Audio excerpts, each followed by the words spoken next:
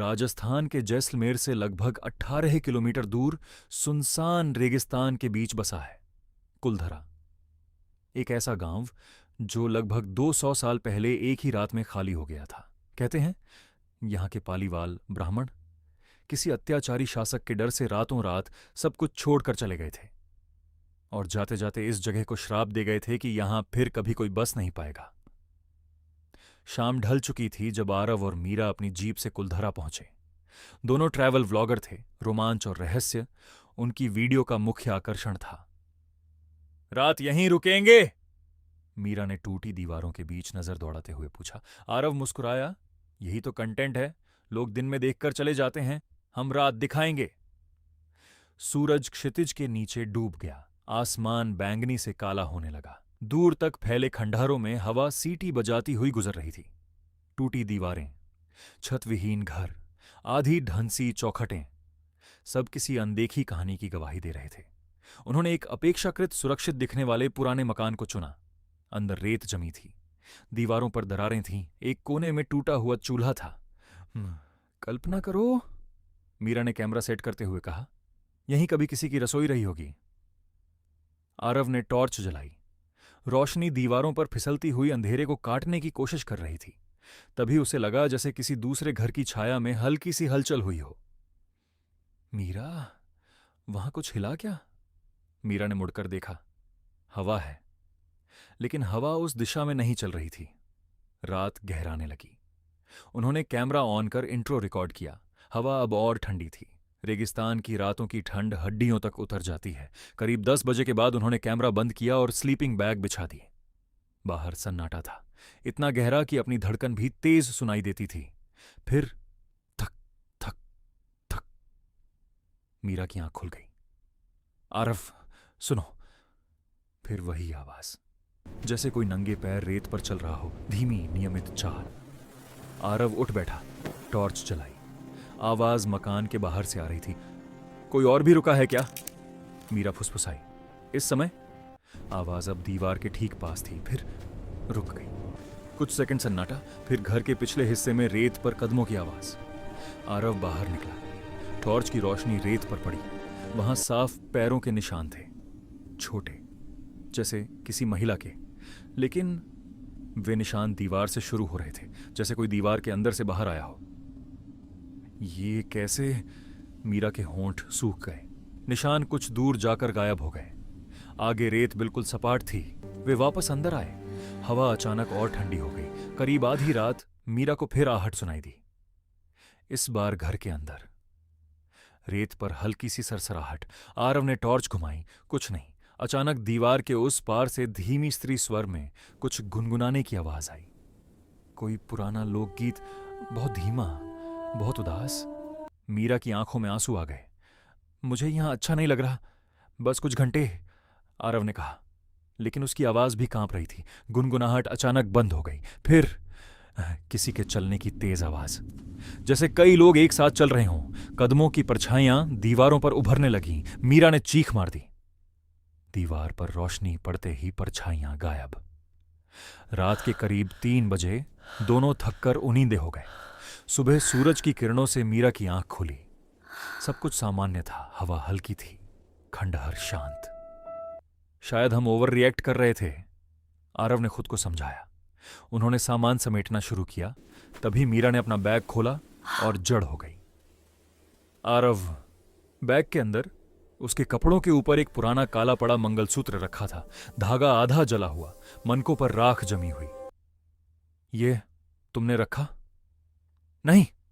दोनों के चेहरों का रंग उड़ गया। मीरा के हाथ कांप रहे थे। हमने तो यहां कुछ छुआ भी नहीं।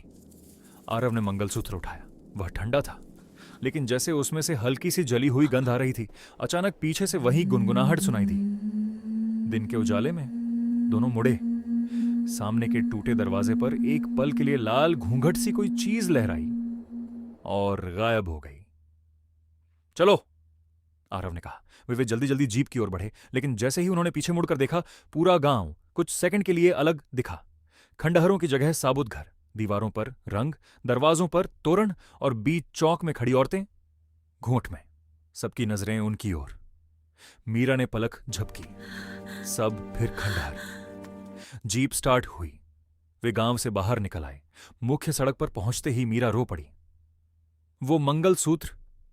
आरव ने उसे डैशबोर्ड पर रख दिया। शायद कोई प्रैंक, लेकिन किसका?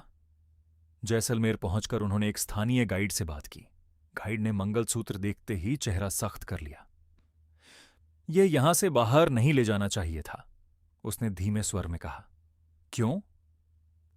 कहते हैं जब गांव खाली हुआ था, कई औरतें अपनी शादी की निशानी वहीं छोड़ गई थीं ताकि उनका बंधन उस मिट्टी से जुड़ा रहे। जो भी उसे बाहर ले जाता है वो अकेला नहीं रहता। मीरा के हाथ से मंगलसूत्र गिरते गिरते बचा। वापस रख दो, गाइड ने कहा। डर और जिज्ञासा के बीच फंसे वे उसी शाम फिर कुलधरा लौटे। सूरज ढल रहा था। इस बार हवा और भारी थी। वे उसी मकान में पहुंचे। मीरा ने कांपते हाथों से मंगलसूत्र रेत पर रखा।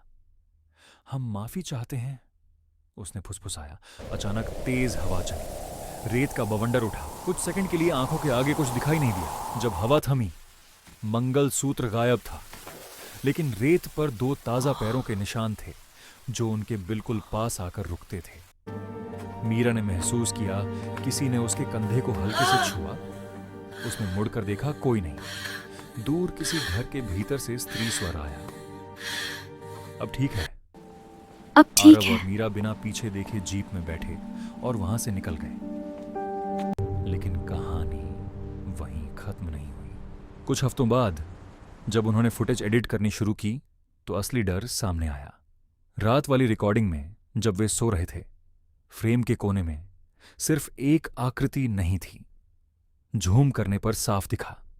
वहां 3 घूंघट वाली स्त्रियां बैठी थीं, बिल्कुल स्थिर, और धीरे धीरे कैमरे की ओर मुड़ रही थीं।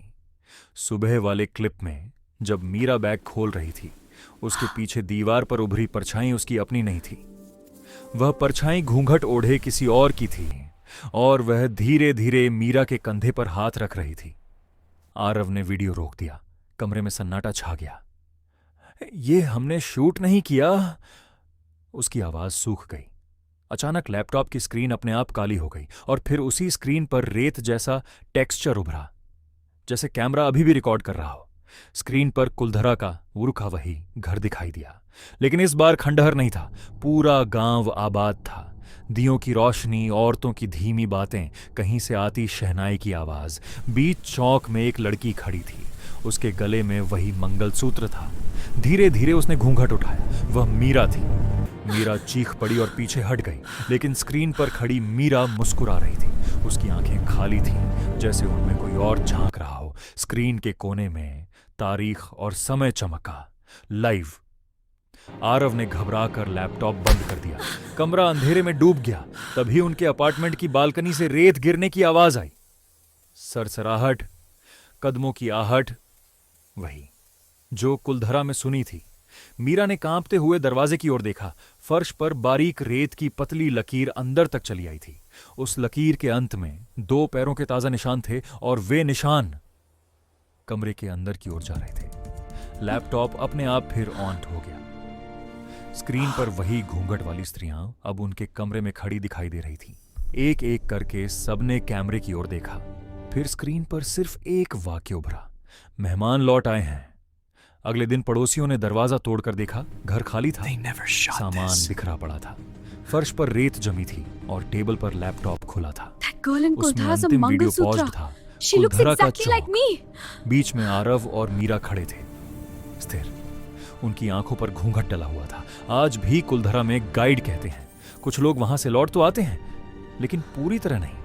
कभी कभी रात के सन्नाटे में खंडहरों के बीच 2 नई परछाइयां दिखती हैं, एक पुरुष, एक स्त्री।